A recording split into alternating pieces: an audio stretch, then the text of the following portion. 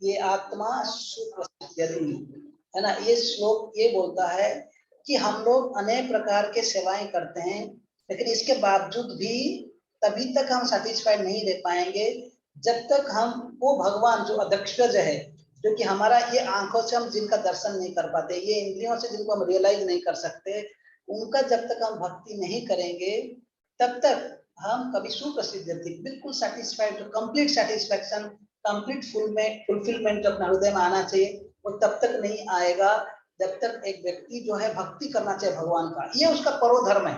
अनेक धर्म है, पितृधर्म, मातृधर्म, है ना, सोसाइटी धर्म, जो भी अपना फैमिली का मेंटेन करना, ये सारे धर्म है। लेकिन इसके बावजूद भी अगर इसको बोलते हैं कंडीशनल ड्यूटी, जो हॉरिजॉन्टल ड्यूटीज है ना, अपने अपने स्थिति के हिसाब से अपने ऑक्यूपेशनल ड्यूटी या स्वधर्म करते हो, लेकिन एक परो धर्म है इसके ऊपर, जो वर्टिकल ड्यूटी भगवान के प्रति जो अपना धर्म, और वो कैसे होना चाहिए, कोई बिजनेसमैन की तरह नहीं होना चाहिए। जैसे प्रहलाद, नरसिंहदेव प्रहलाद को पूछते हैं, प्रहलाद कुछ वर मांगो। प्रहलाद बोले कि हे भगवान, मैं क्या बणिक हूँ, कोई बिजनेसमैन हूँ कि मेरा भक्ति के बदले में आपसे कुछ मांगू? मुझे कुछ नहीं चाहिए, बस मुझे आपके भक्ति के बदले, है ना, मैं आपको भक्ति किया, उसके बदले मुझे और भक्ति ही चाहिए, और कुछ नहीं चाहिए। है यहाँ पर वही चीज है, यहाँ पे बोल रहे हैं तो गोस्वामी की अहेतु की अप्रतिहता। हम जो भक्ति करते वो भक्ति में अगर कुछ हेतु है कि मैं मंदिर में आया हूँ कि कहीं पे मेरा इंग्लिश वोकैबुलरी थोड़ा बढ़ जाए, कई लोग इस्कॉन में आते हैं कि यहाँ पे इंग्लिश सीखने को मिल जाएगा, या फॉरेन जाने के लिए मौका मिलेगा, है राइट। तो ऐसे भावनाएं जो है भक्ति के लिए उतना मतलब हाईएस्ट नहीं है। हाँ, कुछ डिजायर से आना ठीक है, लेकिन लंबा समय तक उसको मेंटेन नहीं करना है, धीरे धीरे हमें प्यूरिफाई होना है। ये तो भक्ति, हाँ, अहेतु की, कुछ हेतु नहीं होना चाहिए। और कुछ लोग आते हैं कि मंदिर जाकर है ना कुछ धन प्राप्त करने के लिए या फेमस होने के लिए, तो ऐसे हेतु में नहीं आना चाहिए, बल्कि एक सच्चे भाव से आना चाहिए कि मैं भगवान आकर ये सोचना चाहिए कि मैं भगवान का भक्ति करूंगा बस, और उसके बदले और क्या चाहिए जीवन में। भगवान ने सब कुछ दिया है, भारत में जन्म दिया, मनुष्य शरीर दिया, इस्कॉन के साथ जोड़ दिया, शिला प्रभुपाद संस्था के साथ जोड़ दिया, और क्या चाहिए। और फिर वो भक्ति जो है अप्रतिहता, मतलब कभी भी ये टूटना नहीं चाहिए। कुछ भी ऑब्स्टेकल आए, प्रहलाद को कितना कष्ट पहुंचा है भगवान ने, ऐसे उनका पिताजी ने, इतना बड़ी परीक्षा था, पहाड़ के ऊपर से फेंका, आग में जलाने के लिए प्रयास किया, सर्प कुंड में डाला, समुद्र में फेंका, कितना कुछ कष्ट दिया, लेकिन प्रहलाद का भक्ति अप्रतिहता, अनब्रोकन। तो भक्ति के स्वभाव है, अगर कोई ऐसा भक्ति करता है, ये आत्मा सुप्रसिद्धति, वैसे व्यक्ति जो है कंप्लीटली सेटिस्फाइड रहेगा। तो इसलिए यहाँ पर जो हम बोल रहे थे, ये निष्काम कर्म भावना से जो कर्म जो हम करते हैं, लेकिन अगर वही कर्म जब हम भगवान के लिए करते हैं, भगवान का खुशी के लिए, उसमें हम कर्म बंधन नहीं लगता। यज्ञ अर्थात कर्मणो अन्यत्र लोको अयम कर्म बंधना। जब यज्ञ अर्थात मतलब यज्ञ अर्थ भगवान का एक नाम है यज्ञ, यज्ञ वही विष्णु, भगवान विष्णु का एक नाम है यज्ञ। तो ऐसे भगवान के खुशी के लिए, प्रीति के लिए जो भी कार्य करते हैं, ये सब जो है हमें कर्म बंधन नहीं लगता है। लेकिन यज्ञ अर्थात कर्मण अन्यत्र लोकायम कर्म बंधना, अगर इसको छोड़कर अन्य कर्म जो भी करेंगे अपने खुशी के लिए, अपने इंद्रिय तृप्ति के लिए, वो सब क्या है, कर्म बंधन में रखता है। कि इसका मतलब कि हम इस दुनिया के जो जन्म मृत्यु चक्र में घूमते रहते हैं, है कि नहीं। तो इसलिए ये जो थीम अभी चल रहा है 2.38 से लेकर 53 तक, भगवान बार बार ये जो निष्काम कर्म योग को हाईलाइट करते हैं, या बुद्धि योग या निष्काम कर्म योग। बुद्धि योग का अर्थ है कि दो, इधर निष्काम कर्म योग या भक्ति योग। अभी ये सब वर्ड्स में आपको कंफ्यूजन नहीं होना चाहिए, कई लोगों की काफी बड़ा कंफ्यूजन है ना। मैं पहला इसका श्लोक का मैं जस्ट ट्रांसलेशन पढ़ता हूँ। तो इसका पहला श्लोक, तो भगवान यहाँ पर बोल रहे हैं, ऐसा थे अभीत सांख्य, ये 39 नंबर श्लोक है दूसरा अध्याय का। ओके, चलो मैं 38 फिर से ले लेता हूँ एक बार आप लोग के लिए। हाँ, यहाँ पर भगवान बोलते do thou fight for the sake of fighting without considering happiness और डिस्ट्रेस, लॉस और गेन, विक्ट्री और defeat, and by so doing you shall never incur sin. इससे कोई पाप नहीं लगेगा। जिस प्रकार ये सोल्जर है, गवर्नमेंट का आदेश पालन करता है, कितने लोगों को मार दे उसको कोई पाप नहीं लगता, वैसे ही भगवान बोल रहे हैं कि तुम मेरे आदेश से युद्ध करो, विक्ट्री या डिफीट इसका चिंता मत करो, लॉस या गेन उसका चिंता मत करो, सुख और दुख के बारे में चिंता न करो। लेकिन इससे पहले क्या बोले थे, तुम जीतोगे स्वर्ग प्राप्त, राजा प्राप्त करोगे, राज्य प्राप्त करोगे, एंजॉय करोगे, हारोगे भी, मर भी जाओगे, स्वर्ग प्राप्त करोगे, एंजॉय करोगे। तो पहले बोले कि सुख और दुख के बारे में बोले, विक्ट्री और गेन के बारे में, लॉस के बारे में बोले। लेकिन अभी जो सेक्शन चल रहा है भगवान ये उसको कर्म कांडी, जो सुख दुख का एक व्यक्ति जो है भोग इच्छा रखता है, उसके ऊपर से उठा के भगवान उसको भक्ति लेवल पे आना लाने के लिए कोशिश कर रहे हैं, जो कि हाईएस्ट योग है। तो कर्म कांड से कर्म योग तक जो लेंगे, निष्काम कर्म योग तक लेंगे, ये जो सेक्शन है 2.38 से 53 नंबर श्लोक तक। तो यहाँ पर ये पिछले श्लोक में डिस्कस किया था, just for sake of fighting. ये एक उदाहरण था कि सोल्जर का। दूसरा एक में उदाहरण दिया था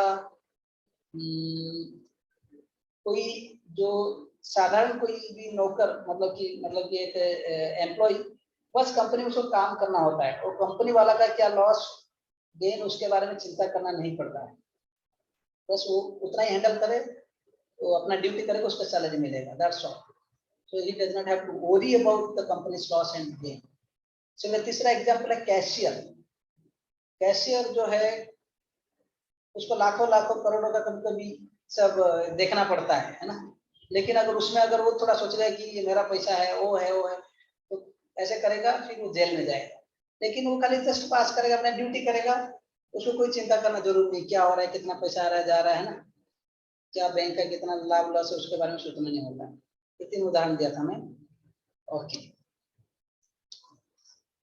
तो अभी भगवान बोल रहे हैं कि अभी तक मैं तुमने बहुत सारे चीजें बता चुका हूँ, है ना, सांख्य वगैरह जो ज्ञान दे चुका हूँ, लेकिन अभी मैं तुमको ऐसे ही ज्ञान देने वाला हूँ जो कि जो कर्म फल से रहित है। Thus far I have described this knowledge to you through analytical study, जो सांख्य मतलब ज्ञान जो आत्मा के बारे में बता चुका हूँ। Now listen as I explain it in terms of working without putting results. कर्म करना, लेकिन उसका जो फल के प्रति आसक्ति नहीं रहना, फल का जो आशा नहीं रखना, इसको बोलते निष्काम कर्म योग। तो भगवान बोल रहे हैं कि now I will speak this, when you act in such knowledge you can free yourself from bondage of work. मतलब कर्म बंधन से आप ऊपर उठ सकते हैं, है ना।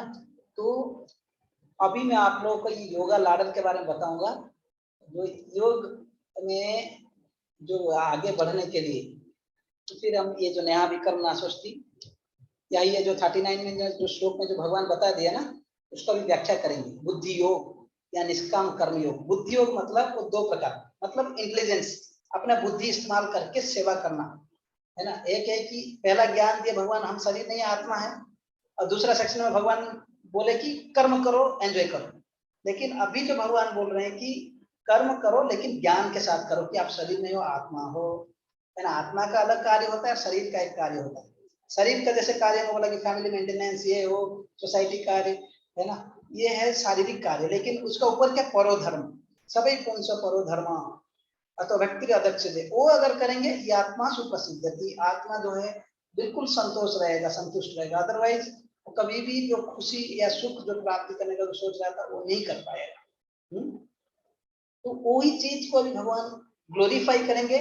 और फिर वो जो कर्मकांड जो बोले थे कि ये करने से स्वर्ग जाओगे, ये वो सब को भगवान जो है बहुत कंडेम करेंगे। उसको बोलेंगे ये सब जो है एक व्यक्ति जो माइजर या कृपण व्यक्ति जो है ऐसे चीज कर्मकांड के विधि में लगा रहता है, बल्कि आप त्रैगुण्य भवार्जुन, है ना, त्रैगुण विषय वेदा, ये जो वेद जो है 3 गुणों के अंदर ही इसके ऐसे ज्ञान देता है जिसके एक व्यक्ति जो इसी के अंदर ही रहेगा। लेकिन इसके ऊपर उठो बोलकर अर्जुन को बोल रहा है। आगे सब श्लोक में हम ट्रांसलेशंस पढ़ेंगे, कहीं कहीं परपोर्ट्स भी अभी अच्छा से पढ़ेंगे।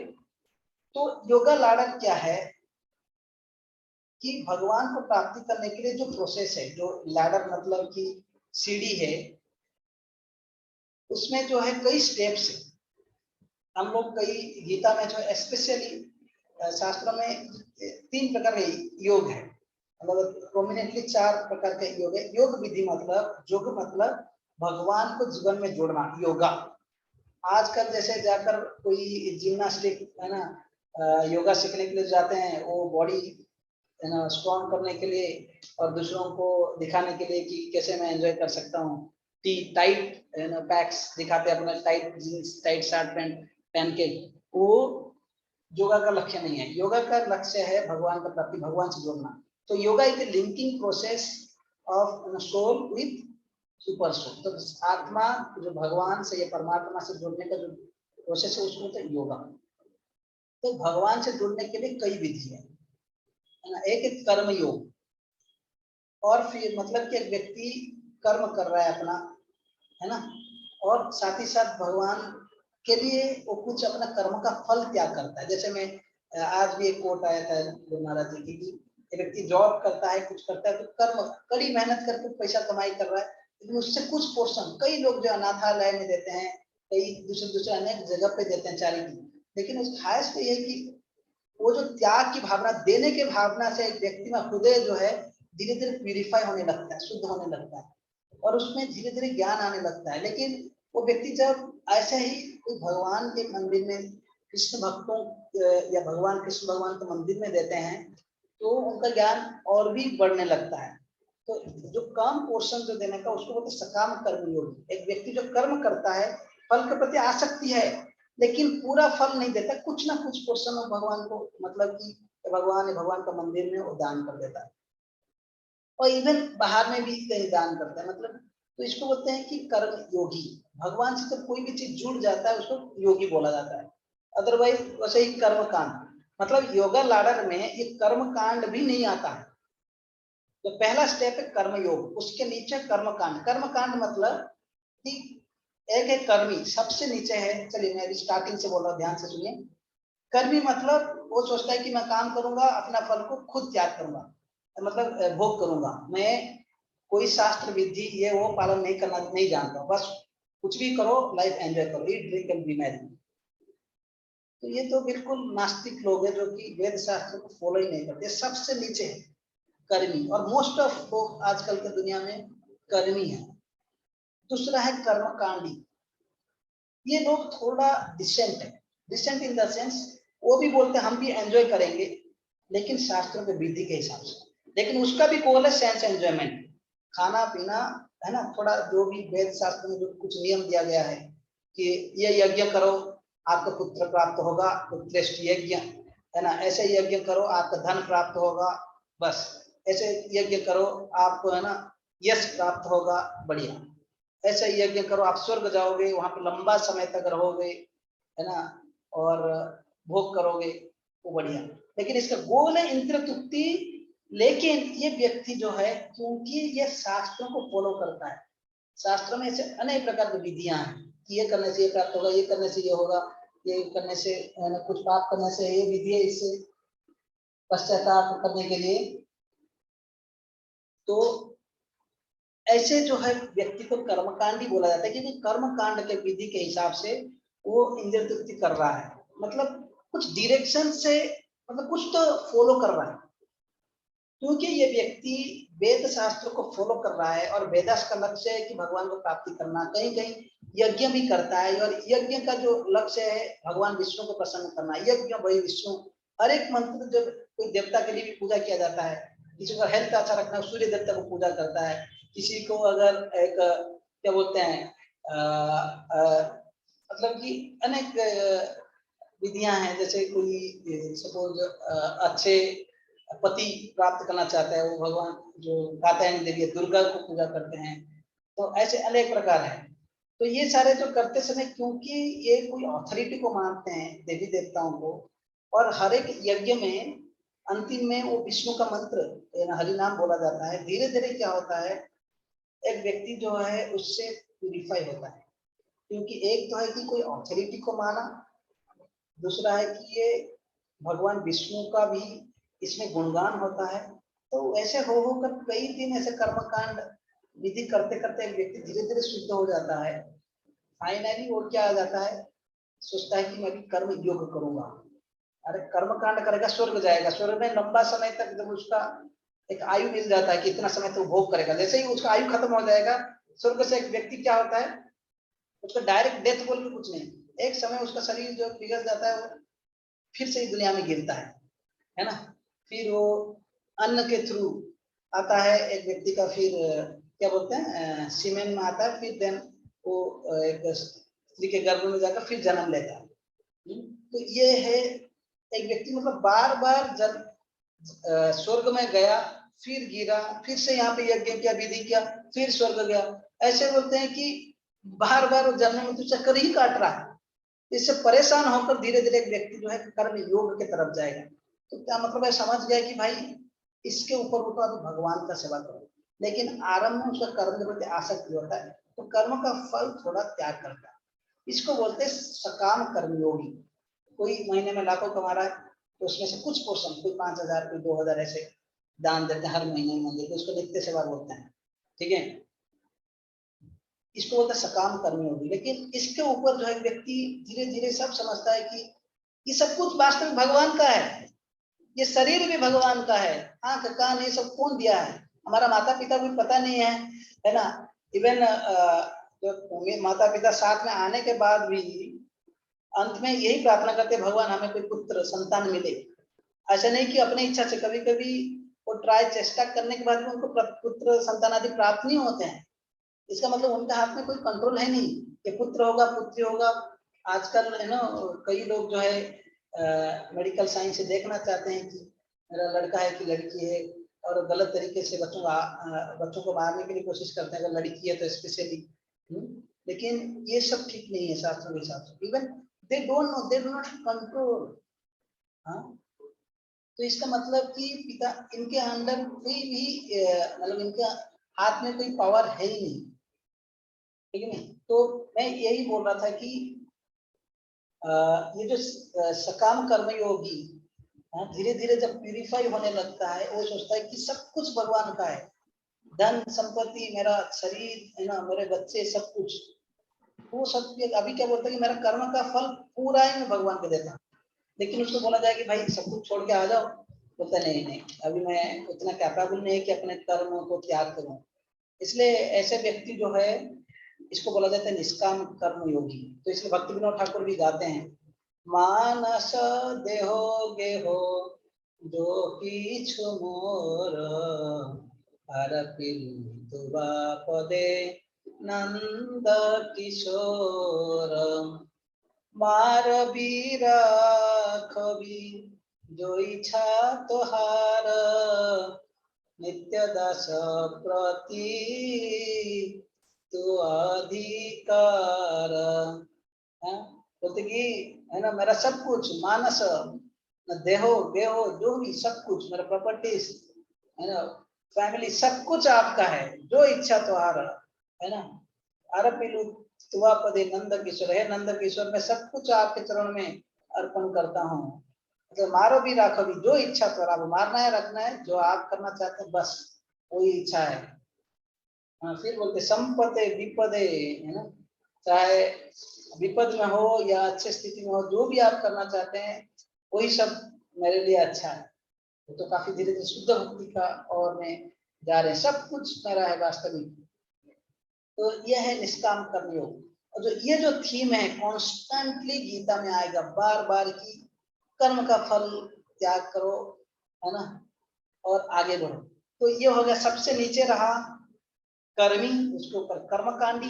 ये जो है हमारा योगा का जो लाडक, ये जो सीढ़ी में आता ही नहीं, इसके नीचे ही है।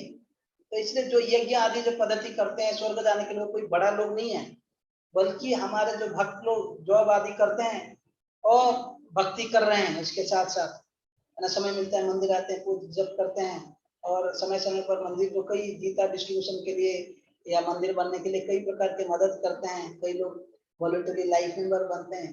हर एक सेवा उनका, चाहे अपने अपने क्षमता के हिसाब से जो भी दे रहे हैं है ना, जो भी सेवाएं दे रहे हैं। कई लोग डायरेक्ट सेवाएं करते हैं, कई लोग डोनेशन देते हैं, समय नहीं होता उनके पास। तो हर एक प्रकार के लोग, यही लोग बेटर है उनसे, बड़े बड़े यज्ञ करने वाले ये लोगों से। तो सकाम कर्मी होंगे, धीरे धीरे निष्काम कर्मयोगी। लेकिन क्योंकि एक व्यक्ति अपना कर्म का फल को त्याग कर रहा है, तो त्याग में काफी आनंद है ना। त्याग शांति अनंतरम, ये 11वां स्कंद में है। एक माता जी का नाम मैं भूला, श्रीमद् भागवत में एक पिंगला बोल के एक वेश्या थी। बोलते कि रात भर ये वेट करते थे कि आज ये गरा खाएगी तो मुझे शायद ज्यादा धन देगा, कल ये गरा खाएगा ज्यादा धन देगा। ऐसे एक रात में वेट कर रही थी कि कोई आए, आज में उसका वेश्यावृत्ति उनका था, तो उससे मुझे धन मिलेगा। लेकिन उस रात भर वेट करते करते करते कोई भी नहीं आया, तो इतना फ्रस्ट्रेट हो गई। और धीरे धीरे धीरे वो फ्रस्ट्रेशन में वो सोचे कि ये कितना नीच कार्य में कर रहा था। उसके मन में जो है, ये पिंगला के मन में एक क्या बोलते हैं ऐसे, ये जो कार्य के प्रति इतना घृण्य भावना आ गया, वही सोची कि, और उससे धीरे धीरे उसको, क्योंकि वो अभी त्याग की भावना आ गया, वो जो रात भर अभी वेट कर करके नींद नहीं आ रहा था, लेकिन जब मन में त्याग आ गया, धीरे धीरे उसको अच्छा से नींद आने लगा, और वहां पर वो भगवान के प्रति उसको अच्छे भावना आ गई। ये वर्णन है 26 गुरुओं के बारे में जब वर्णन होता है, उसमें ये वेश्या से भी क्या शिक्षा लेते हैं वो बोलते हैं। तो ये एक श्लोक बोलती है कि त्याग शांति अनंतरम, वास्तविक जो आनंद है वो त्याग में है। तो वैसा ही क्योंकि एक व्यक्ति अपने कर्म का फल इतना कड़ी मेहनत करके कमाई करता है, उसको है ना, पसीना छुटा के कोई व्यक्ति मेहनत करने के बाद, कमाई करने के बाद, उसको कोई भगवान का सेवा में, है ना, कुछ ऐसे ही मंदिर प्रचार कार्य में सपोर्ट में क्योंकि देता है, भगवान के कृपा से उसका ये व्यक्ति का हृदय में क्या होता है, धीरे धीरे बहुत अच्छे भाव में आते हैं, और उसको ज्ञान धीरे धीरे प्राप्त होने लगता है। ज्ञान उसको ऑटोमेटिक मिलने लगता है कि मैं शरीर नहीं हूँ, आत्मा हूँ, भगवान का अंश हूँ, मुझे भगवान का सेवा करना चाहिए। ऐसे निष्काम कर्म योग करता है तो धीरे धीरे हृदय प्यूरिफाई होने लगता है। एक समय पर वो कर्म भी छोड़ देता है, केवल ज्ञान के स्तर पर आ जाता है, केवल सोचता है कि मैं भगवान का कि आत्मा परमात्मा का अंश है, बस उसके ऊपर उसका ज्यादा ध्यान रहता है ना। उसको ज्ञान लेवल पे जब आ जाता है, ऐसे व्यक्ति जो है सांख्य या ज्ञान में आत्मा नहीं हूँ, मैं शरीर नहीं हूँ, मैं आत्मा हूँ, ये ज्ञान पे कोई रहता है। लेकिन खाली इतना ही जानना सफिशिएंट नहीं है, वो परमात्मा का अंश है, ये सब जब जानता है तो एक व्यक्ति धीरे धीरे ज्ञान के ऊपर सोच के, ये ज्ञान योग जो है, कभी कभी लोग मायावाद भी बन जाते हैं, ये सोचते हैं बस मैं जाकर ब्रह्म में लीन होना चाहता हूँ, आत्मा जो है परमात्मा जाकर मिल जाना चाहिए, इसको बोलते हैं ज्ञानी। कर्म फिर ज्ञान। लेकिन अगर एक व्यक्ति और भी एडवांस करता है, वो समझता है कि मेरा हृदय में भगवान है परमात्मा के रूप में, उनके ऊपर ध्यान करता है, उसके लिए अष्टांग योग या ध्यान योग, जो अपने हृदय में भगवान का ध्यान करता है, जिस प्रकार ध्रुव महाराज ध्यान किए थे, तो उसको बोलते हैं ज्ञान योगी या ध्यान योगी, सॉरी ध्यान योगी या अष्टांग योगी। लेकिन इसके ऊपर है भक्ति योग। एक व्यक्ति को इतना मेहनत नहीं करना होता है, वास्तविक अपने सारे इंद्रियों को भगवान का सेवा में लगाता है। तो योगा लाडन में सबसे नीचे है सकाम कर्म योग, और उसके नीचे जैसे मैं बोल दिया कर्मकांडी, उसके नीचे कर्मी। कर्मी मतलब कोई रूल्स रेगुलेशंस फॉलो नहीं करता वेदास का। ऊपर है कर्मकांडी, मतलब वेदास को फॉलो करता है, लक्ष्य है कि अपना इंद्रिय भोग। तीसरा है अपना इंद्रिय भोग छोड़ के सोचता है कि अभी है ना त्याग करना चाहिए, भगवान का सेवा करना चाहिए, उसको बोलते सकाम कर्म योगी। उसको ऊपर है निष्काम कर्म योगी। फिर ज्ञान योगी। ज्ञान योगी में थोड़ा रिस्क है, केवल शास्त्र खाली पढ़ेगा और कोई भगवान का सेवा नहीं करेगा तो भगवान में मर्ज होना चाहता है, भगवान का सेवा नहीं कर सकता, करना चाहता है। लेकिन थोड़ा एडवांस करता है तो परमात्मा के ऊपर ध्यान करता है, तो उसको बोलते हैं ध्यान योगी या अष्टांग योगी, अष्टांग योग विधि। लेकिन उसके सबसे ऊपर है भक्ति योग। ठीक है, तो जब बुद्धि योग इधर भगवान बोलते हैं, ये बुद्धि योग का अर्थ है कि इधर निष्काम कर्म योग या भक्ति योग, जो कि गीता का लक्ष्य है। ठीक है, अभी मैं यहाँ पर आप लोगों को प्रश्न पूछना चाहता हूँ। हरे Krishna. Anyone has any question or is it clear मैं जो बोला?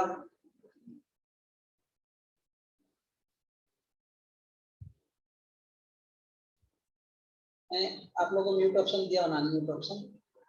Should I continue? सबको समझ में आया या किसी को प्रश्न है?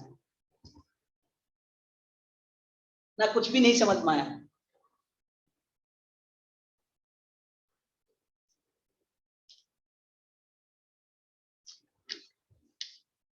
आप लोग हो कि नहीं क्लास में?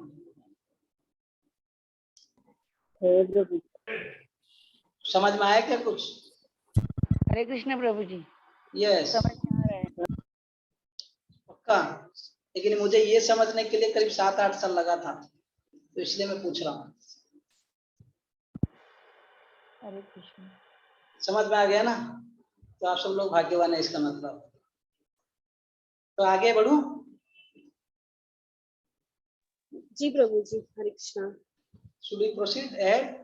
तो जो 2.40 नंबर श्लोक पे ही हम लोग अटक गए हैं, लास्ट टाइम में उसको थोड़ा पढ़ा था। तो anyway we will proceed. Thank you very much. नेहाभिकर्म नाशोस्ति प्रत्यवायो न विद्यते स्वल्पमपि यस्य धर्मस्य त्रायते महतो भयात्। भगवान बोल रहे हैं कि ये जो प्रोसेस है भक्ति योग, यहाँ पे जो बुद्धि योग जो है दो है, ये 2 नंबर श्लोक 2.40 एंड 41 में बुद्धि योग का अर्थ है भक्ति योग, ठीक है। इसके बगैर जो सारे श्लोक आएंगे उसमें निष्काम कर्म योग। बोल रहे हैं कि ये जो चेष्टा में ना कोई लॉस है ना कोई डोमिनेशन, ना इसका कोई रोक सकता है इसको। And a little advancement on this path can protect one from the most dangerous type of fear, है ना। थोड़ा भी स्वल्पम अपयस्य धर्म से, ये धार्मिक कार्य जो है, भक्तिमय कार्य जो है, ये बुद्धि योग में कोई भी थोड़ा अगर प्रगति करता है, बड़े से बड़े विपद से उसका उद्धार हो सकता है। वो सबसे बड़ा विपद क्या है? वो है कि मनुष्य जन्म छोड़ के पशु पक्षी जन्म में चला जाना, है ना। जैसे एक व्यक्ति सब्जेक्ट स्टूडेंट है, LKG, UKG, first standard, second standard, fourth standard, 10th standard, 12th standard, तो स्टैंडर्ड से ऊपर बढ़ना चाहिए। अभी मनुष्य जन्म में हम 84 लाख योनियों के बाद मनुष्य जन्म मिला है। अरे तो अभी कम से कम इससे ऊपर ही उठना चाहिए ना। कोई देवी देवता है ना, स्वर्ग आदि में जाना चाहिए, वैकुंठ जाना चाहिए। लेकिन अगर एक व्यक्ति यहाँ तो पापमय कार्य करके फिर पशु पक्षी जन्म में जा रहा है, कितना दुख की बात है, राइट। तो इसलिए तो एक व्यक्ति को कम से कम अगर भक्ति किया हो, उसको नेक्स्ट जन्म में कम से कम मनुष्य शरीर मिलेगा और भक्ति करने को मौका भी मिलेगा। यहाँ तक कि बोला गया है अगर कोई भक्ति करके बीच में छूट जाता है, हरे कृष्णा नटराजन भगवान, अपना को म्यूट करिए।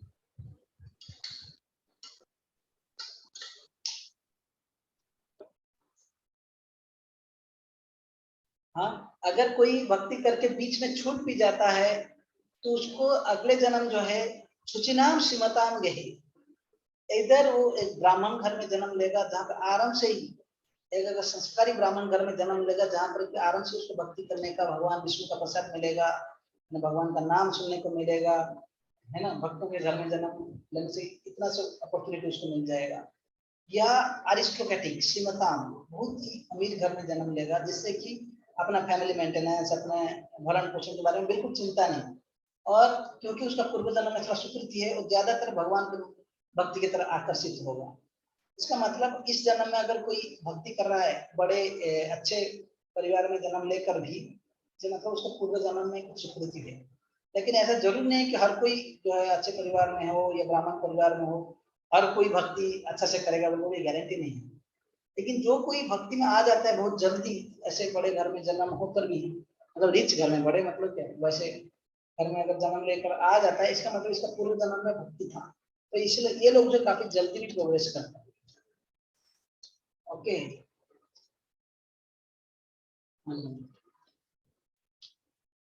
कोई पढ़ना चाहेंगे? मैं कोई पोर्शन हाईलाइट कर रहा हूँ। हाँ, we'll read. Someone can read voluntarily quickly. Hare Krishna Prabhuji. Yes, Mataji, please do. 1% done in Krishna consciousness bears permanent results, so that the next beginning is from the point of 2%. Whereas in material activity without 100% success, there is no profit. Ajmilya performed his duty in some percentage of Krishna consciousness, but the result he enjoyed at the end was 100% by the grace of the Lord. Yes, बोलते हैं अगर ये life में आपने 1% किया और आपका death हो गया, आप बोलोगे तो मुझे आगे का क्या है? लेकिन यहाँ पर एक बात बोल रहे 1% done in this life, next percent जो है आप बोलोगे कि नेक्स्ट लाइफ में आपका 2% से भक्ति चालू होगा।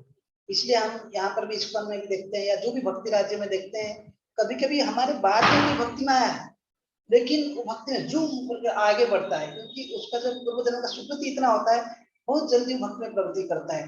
कहीं उसका श्रवण में काफी रुचि रहता है, या उसको भगवान के नाम में ज्यादा रुचि रहता है, कई लोग भगवान की कथा में ज्यादा रुचि रहता है, क्योंकि पूर्व जन्म में किया हुआ है। इसलिए डोंट बी प्राउड दैट मैं सीनियर डिवोटी। अरे कौन सीनियर कौन जूनियर, केवल भगवान को पता है। ये लाइफ में आप सीनियर हो, पूर्व लाइफ में 90% करके आया है, तो इसलिए यहाँ पर अहंकारी व्यक्ति का कोई जगह नहीं है। So whereas in material activity without 100% success there is no profit. क्योंकि स्पिरिचुअल लाइफ में आपका स्पिरिचुअल अकाउंट जो है, आप 1% किया, आपका अकाउंट बैलेंस स्पिरिचुअल अकाउंट भर गया 1%, है ना। सपोज 2% इस लाइफ में या ये लाइफ में, तो अगले लाइफ में चालू होगा 3% से। लेकिन आप अगर बोलोगे कि मेरा 2 करोड़ बैलेंस है अभी और मेरा डेथ हो गया, सपोज, क्या मैं नेक्स्ट लाइफ में क्लेम कर पाऊंगा? इवन भी याद आया तो मैं सो एंड सो फैमिली में जन्म हुआ था और मेरा बैंक बैलेंस 2 करोड़ था, क्लेम कर पाएंगे हम लोग? ये सब no, obviously answer is no, है ना। कि तो मैटेरियल लाइफ में जो भी हम करते हैं वो ये लाइफ के साथ ही एंड हो जाता है। इवन हम डिग्री लेने के लिए अगर पढ़े, सपोज मैं ग्रेजुएशन ज्वाइन किया, बीएससी या बीए या बीकॉम, मैं अगर 2 साल पढ़ के और 10 साल तक मैं घूमूंगा इधर उधर, कुछ डिग्री कंप्लीट नहीं करूंगा, कोई भी अगर जॉब फाइनेंस कंपनी या एनी कंपनी मुझे लेना चाहता है तो नहीं लेगा, बोले तुम्हारा डिग्री कंप्लीट नहीं हुआ। आप बोलोगे मैं 2 साल किया हूं ना, कोई नहीं लेने वाला। उसको कंप्लीट करना होता है, नहीं तो परफेक्ट आपको उधर सक्सेस नहीं मिलता है। लेकिन स्पिरिचुअल लाइफ में अगर थोड़ा किया हो, परमानेंट रिजल्ट बियर करता है व्यक्ति के लिए। इसलिए बोलते हैं नेहा विकर्म नाशस्ति, ना ये लॉस कभी लॉस होगा, प्रत्यवय न विद्यते, है ना। प्रत्यवय मतलब ये कभी स्टॉप नहीं होता है। 1% एक बार चालू हो गया तो चालू हो गया, अगले लाइफ में भगवान मौका ही देते रहेंगे। हाँ, और यहाँ पर एक उदाहरण दे रहे हैं, Ajamila performed his duty in some percentage of Krishna consciousness, but the result he enjoyed at the end was 100% by the grace of the Lord. ये अजामिल के बारे में आप लोग सुनेंगे काफी गहराई से छठा स्कंद श्रीमद् भागवत में, कभी मैं इसका डिटेल में डिस्कशन करूंगा। लेकिन अजामिल ऐसा एक व्यक्ति था, ये ब्राह्मण घर में जन्म हुआ था, ठीक है, और बचपन से इसका पिता माता इसको अच्छे ट्रेनिंग दिए थे। इसके कई गुण जो है, क्वालिटीज के बारे में इसका वर्णन है श्रीमद् भागवतम में। वो बिल्कुल शीलवान था, बहुत अच्छा व्यवहार था उसका, वेद शास्त्र में निपुण था। एक दिन अपने पिता का आदेश मान के, और काफी यंग था उस समय, उसका शादी पिताजी करा चुके थे, पिताजी का बात मानकर वो कुछ फूल या कुछ काठ लाने के लिए गया था जंगल में, अपने घर में यज्ञ करने के लिए, ठीक है, पूजा के लिए, फूल लाने के लिए, फल फूल आदि लाने के लिए गया था। वहां जाकर देखा कि एक लो क्लास, एक था शूद्राणी वैश्या और एक शूद्र, दे वर एंजॉयिंग, है ना, almost like they were both drunken, basically intoxicated stage, है ना, किसिंग, एम्ब्रेसिंग, ये सारे चीज हो रहा था। तो ये ब्राह्मण वैसे एक दृश्य इसका गिरा तो उससे सारे ज्ञान आदि भूल गया बिल्कुल, और आकर इसने उस समय मंत्र आदि पाठ करने के लिए कोशिश किया, ये क्या, लेकिन क्या उसका चित्त जो है उस तरफ चला गया, बस वही चीज को बार बार ध्यान करने लगा, है ना। और यहाँ मतलब कि यहाँ आकर घर में अपने पिताजी को बोल सकता था कि पिताजी मैं ऐसे दूर से देखा, मेरा मन अभी विचलित हो रहा है, क्या करना है। या पिताजी कोई गुरु जी के पास लेकर जाते, उसको गुरु जी कुछ ज्ञान देते, कुछ करते। लेकिन ये जो है ये चीज पिताजी को नहीं बताया, तो जो भी है कुछ तो लेकर आ गया। लेकिन वो जो वेश्या का इसका दिल में बैठ गया कि वेश्या को मुझे अपने घर में लाना है, तो उसके साथ मुझे संग करना है, वो करना है ना। तो क्योंकि एक व्यक्ति तब तक इंद्रिय तृप्ति में नहीं जा सकता जब तक एक व्यक्ति उसके पर ध्यान नहीं करता है। ऐसे बोला जाता है कि व्यक्ति तब तक गिर नहीं सकता, कि गारंटी है जब तक एक व्यक्ति एक चीज के ऊपर बार बार चिंतन मनन नहीं करता है तब तक वो उसी मतलब उस चीज के लिए उसका आसक्ति नहीं बढ़ेगा। इसलिए गीता में भगवान दूसरा अध्याय के 62-63 नंबर श्लोक में बोलेंगे, ध्यायतो विषयान् पुंसा संगस्तेषु उपजायते, संगात् संजायते कामः, कामात् क्रोधः अभिजायते, ध्यायतो विषयान् पुंसा संगस्तेषु उपजायते। जो भी पुरुष, जो भी व्यक्ति ऐसे कोई चीज के ऊपर, विषय वस्तु के ऊपर ध्यान करेगा, ध्यायतो विषयान् पुंसा संगस्तेषु उपजायते, तो ध्यान करते करते उसके प्रति क्या उसको प्राप्त करने की इच्छा होता है ना, आसक्ति डेवलप हो जाता है। ध्यान करने संगस्तेषु उपजायते, संगात् संजायते कामः, उससे क्या होता है कि जो काम डिजायर आता है वो करने का प्रवृत्ति बढ़ जाता है। तो इसका मतलब कि ध्यान से आसक्ति बढ़ता है। कोई भी चीज, मुझे अगर मैं ये कपड़ा देखा बहुत सुंदर है, मुझे वही चाहिए, वही ब्रांड चाहिए, उससे नीचे नहीं चाहिए, उसके ऊपर आसक्ति डेवलप हो गया। अब उसको कमाने के, उसको लाने के लिए व्यक्ति ज्यादा मेहनत करेगा, जो भी करेगा, है ना। तो ये हो गया कि ध्यान, ध्यान से आसक्ति, आसक्ति से भोग करने की कामना। तो यहाँ पर अजामिल ने ऐसे डिजायर डेवलप कर दिया कि वो वेश्या को लेकर आना, यहाँ पे घर आया, कुछ कुछ करके अपने पिता माता जो वृद्ध अवस्था में थे उनको घर से भगा दिया, और ये जो वेश्या को दासी के रूप में घर में लाकर रखी, है ना। पहले तो सर्वेंट के रूप में रखी, अपने पत्नी को भी भगा दी, मम्मी पापा को भी भगा दी, और वेश्या को स्त्री के रूप में स्वीकार कर लिया। और इस वेश्या को सुख खुशी करने के लिए जो भी करना था, रॉबर बन गया, मर्डरर बन गया, है ना। लोग इसको बहुत डरते थे। ब्राह्मण था ये जाति में, वर्ण में, लेकिन देखिए क्या हो गया, केवल वेश्या का सुख करने, खुशी करने के लिए। और ये वेश्या से उसको 10 संतान प्राप्त हुए, और सबसे लास्ट संतान जो था उसका नाम था, पुत्र था, उसका नाम था नारायण। समहाउ ये व्यक्ति का नाम नारायण रख दिया, ये बच्चा का नाम। क्योंकि ऐसे बोला जाता है कि ये जो पूर्व में जो विग्रह सेवा करता था, वो विग्रह जो सारे शालिग्राम शिला थे, उसके शालिग्राम शिला, पहले जमाने में ब्राह्मणों जो है, और कोई ब्राह्मण के घर में शालिग्राम सेवा होता था। शालिग्राम पत्थर जो है भगवान विष्णु के ना डायरेक्ट अवतार है वो शालिग्राम, है ना। वैसे शालिग्राम शिला पूजा करता था वो, उनका नाम था नारायण शिला। तो अभी ये लड़का का नाम उन्होंने नारायण रख दिया था। अभी हर समय नारायण आओ, नारायण बैठो, नारायण खाओ, क्योंकि नारायण का नाम ले रहा था, भगवान नारायण का नाम ले रहा था, लेकिन अपना बेटा को पुकार रहा था। तो भगवान नाम नहीं ले रहा था, वो अपने बेटा का नाम ले रहा था, लेकिन नारायण नाम ले रहा था बोल के उसका हृदय धीरे धीरे धीरे धीरे वो सारे पाप से मुक्त हो रहा था। उसको बिना जाने अनजाने में, मतलब बिना जानते हुए भी उसका हृदय परिवर्तन हो रहा था। और एक समय जब इसका मृत्यु का समय आ गया कि 3 भयानक एक यमदूत लोग आए। वो रूप जो है हमारा एक सेकंड चांस बोल के बुक है ना, दूसरा मौका। ये जो ए सेकंड चांस एक बुक है, वहां पर 3 भयानक व्यक्ति मरने जा रहा था, 3 जो विकराल रूप था उनका। ये लोग जो है आए इसको खींच के लेने के लिए, यम पास जो है लेकर एक व्यक्ति को, सूक्ष्म शरीर को उसको खींच के लेते हैं यमलोक में। उस समय लेते समय ये जो है जैसे इनको देखा बहुत भयभीत हो गया और पुकारा नारायण, अपने पुत्र को पुकारा। जैसे ही इसे पुकारा नारायण, और इसका मतलब यमदूत लोग आ चुके हैं। उस समय भगवान विष्णु जो है 3 विष्णुदूत को भी भेज दिए, और विष्णुदूत लोग आकर यमदूत लोग को रोक दिए, बोले कि आप इसको नहीं लेकर जा सकते, क्योंकि इन्होंने नारायण का नाम को पुकारा। तो भगवान ने सोचा कि ये मेरा नाम तो पुकारा है, चाहे अपना बेटा का नाम क्यों ना हो। हाँ, तो ये है भगवान का थोड़ा पहले भक्ति किया था नारायण, है ना, और इवन यहाँ पर अपने बेटा को पुकार रहा है, भगवान उसको 100% बेनिफिट दे रहे हैं। और अभी विष्णु दूत लोग जो है उसको आर्गुमेंट करके यमदूत लोग को भगा देते हैं। श्रीमद् भागवत में एक अध्याय वर्णन है, यमदूत लोग को पूछते हैं क्या धर्म है, क्या धर्म है बताओ। हाँ, यमदूत लोग बोलते हैं, नारायण लोग इवन विष्णुदूत लोग जो है उनको डिफीट कर लेते हैं, बोलते हैं कितना अधर्म हो गया है ना, आपको धर्म क्या अधर्म क्या है पता नहीं। तो एक बार नाम लेता है, करोड़ों करोड़ों जन्म का पाप उसका चला जाता है। हाँ? तो भगवान का नाम कितना शक्तिशाली है, ऐसे नाम का महिमा है छठा स्कंद।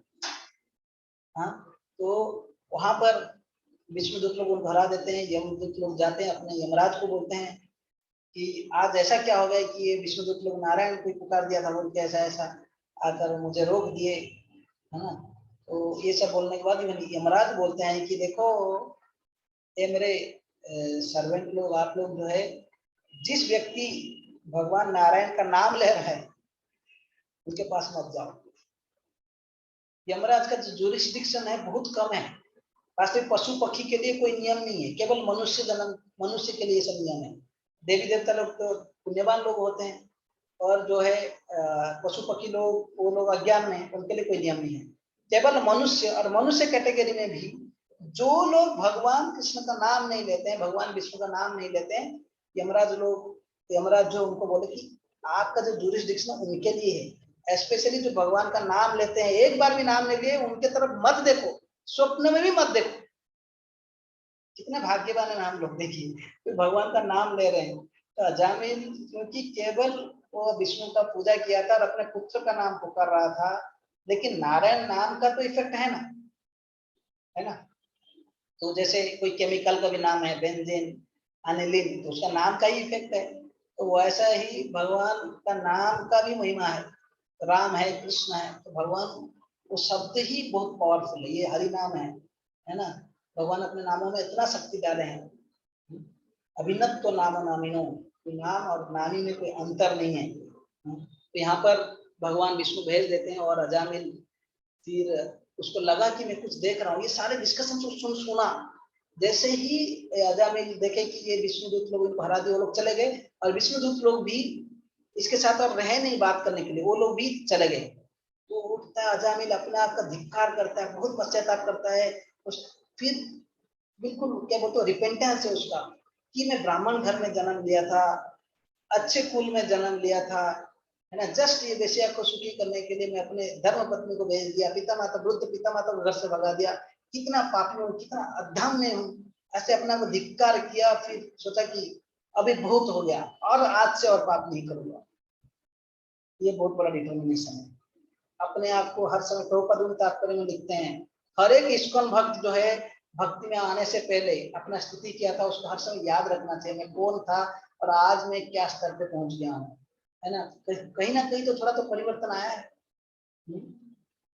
और ऐसे करके वो फिर जाता है हरिद्वार में, वो गंगा में हर दिन स्नान करता है, और भगवान विष्णु के मंदिर में नाम जप आदि सेवाएं करता है कई प्रकार के। और ऐसे ही कुछ सालों में, बोला जाता है 12 साल ऐसे कुछ, उस समय वही 4 विष्णुदूत जो आकर उस समय जो लड़ाई करके यमदूत लोग को भगा दिए थे, वही लोग वैकुंठ विमान लेकर आए, और ये भगवान के धाम चले गए उनके साथ, है ना, उनका समय हो गया था। तो ऐसे अजामिल को 100% बेनिफिट मिला। इसलिए फिर से ये श्लोक जो पिछले श्लोक में बोले थे, त्यक्त्वा स्वधर्मं चरणाम्बुजं हरे भजन न पक्को अथोपते ततो यदि यत्र को वा अभद्रम अभूदनुष्य किं को वार्थ आप्त अभजतां स्वधर्मतः। को त्यक्त्वा स्वधर्मं चरणाम्बुजं हरे, अगर कोई अपने सारे धर्म छोड़कर, अपने स्वधर्म छोड़कर अगर कोई भगवान के चरण का आश्रय कर लिया है, लेकिन भजन क्योंकि उसमें पक्का नहीं हो पाया, बीच में उसका पतन हो गया, कौन सा बड़ा लॉस है, कौन सा बड़ा लॉस है बोल रहे हैं। लेकिन कोबार्थ आप तो अभजतम स्वधर्मतः, लेकिन वो व्यक्ति कौन सा बड़ा गेन, कौन सा बड़ा लाभ प्राप्त कर लिया है, जो सारे धर्म करता है लेकिन भगवान का भक्ति नहीं करता है। मतलब ये है भगवान भक्ति का महिमा। इवन श्रीधर स्वामी जो हमारा भागवत के आचार्य हैं, हाँ, उन्होंने बोला कि ये भक्ति राज्य इतना अच्छा है, कोई आंख बंद करके भी इसमें दौड़ेगा फिर भी वो डेस्टिनेशन पे पहुंच जाएगा। आंख बंद करके चलना भी मुश्किल है, दौड़ने का बात क्या है। तो इसका मतलब हम भक्ति राज्य में आ गए। केवल इस्कॉन जैसे एक संस्था में ऐसे अगर भक्ति जो करने वाले के है ना भक्तों के संग में अगर ये नौका में बैठ गए, बस नौका से जंप नहीं करना है या ट्रेन से बाहर नहीं आना है, एक ही योग्यता कि इसमें रहना है, बस कैसे कैसे सहन करके सुख दुख शीतोष्ण मान अपमान है ना लाभ लाभो जय अजो ये सब अगर सहन करके हम लोग बस अपने निष्काम भाव से भगवान का भक्ति अगर करते रहेंगे, एक दिन जो है हम भगवान के धाम पहुंच जाएंगे एक चुटकी में। जैसे नारद मुनि अपना शरीर छोड़े, वो एक दासी शरीर में थे, दासी पुत्र के शरीर में, उनको नारद मुनि का शरीर मिल गया। जहाँ पे जाते हैं अभी नारद मुनि बजाए बीणा नदी का रमण नामे, तो ऐसे राधा रमन राधा कृष्ण का नाम लेते रहते हैं, हरे कृष्ण मंत्र गाते रहते हैं, है ना। तो ये नारद मुनि है। तो ऐसे ही अगर हम ऐसे भक्ति कार्य करते रहेंगे, है ना, बिल्कुल पूर्ण भरोसा करके कि इसमें स्वल्प थोड़ा भी करेंगे अनलिमिटेड लाभ मिल जाए, सोच कर भक्ति बिल्कुल उत्साह पूर्वक करना चाहिए। और ऐसे भागवत गीता ऐसे भक्तों के चरित्र पढ़ेंगे, क्या क्या सहन करके लोग भक्ति किए हैं और क्या बेनिफिट मिलेगा, तो हमारा कॉन्फिडेंस तो और भी बढ़ जाएगा। इसलिए शास्त्र डेली पढ़ना चाहिए रेगुलर बेसिस पे। इस बार गुरु महाराज भी आए थे, भी वही चीज बोल रहे थे। ठीक है, तो मैं यहाँ पर डिस्कंटिन्यू करूंगा, यहाँ पे स्टॉप करूंगा। हालांकि हम लोग आगे नहीं बढ़ पाए, लेकिन तात्पर्य इतना महत्वपूर्ण था और साथ ही साथ योगा लाडक थोड़ा मैं समझा दिया आप लोगों को, तो कंफ्यूजन नहीं होगा। आगे जब पढ़ेंगे सीधा हम लोग ये 41 से लेकर 53 तक कंप्लीट करेंगे, उसके बाद नया सेक्शन आएगा। हरे कृष्णा। तो बहुत बहुत धन्यवाद। Very sorry for late today, क्योंकि मैं एक प्रोग्राम के लिए लेट हो गया, लेकिन फिर भी आप लोग इतना धैर्यपूर्वक रहे, मैं बहुत बहुत आभारी हूँ। हरे कृष्ण।